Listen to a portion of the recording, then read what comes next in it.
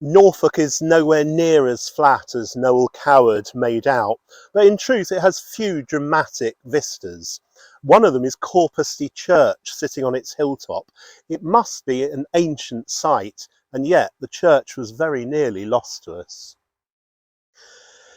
This is a small 14th century church, fairly typical for Norfolk, but it's a mile from its village and beside a fairly busy road.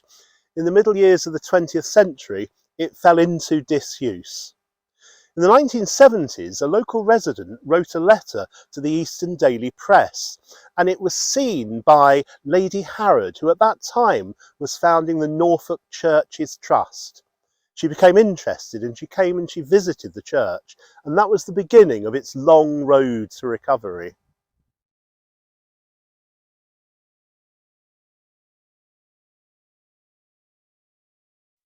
When I first came here about 20 years ago, the churchyard was completely overgrown and you had to fight your way through brambles to reach the church.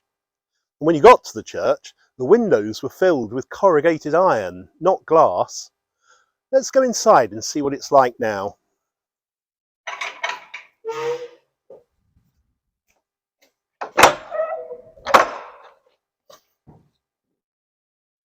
By the 1970s, this 14th century church was completely derelict and the diocese obtained a demolition order.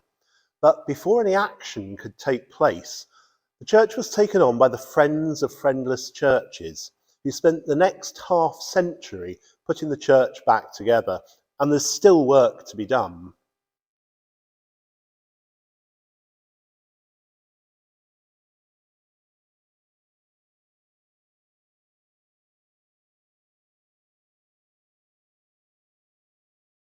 As a nation, we've become much better over the last half century at looking after our built heritage. And what happened here at Corpusty probably wouldn't happen again. But on the other hand, over the next 30 or 40 years, there are going to be hundreds of English churches that fall out of use. And it will be interesting to see how we deal with that problem. A people without history is not redeemed from time, for history is a pattern of timeless moments. So, while the light falls on a winter's afternoon, in a secluded chapel, history is now and in England.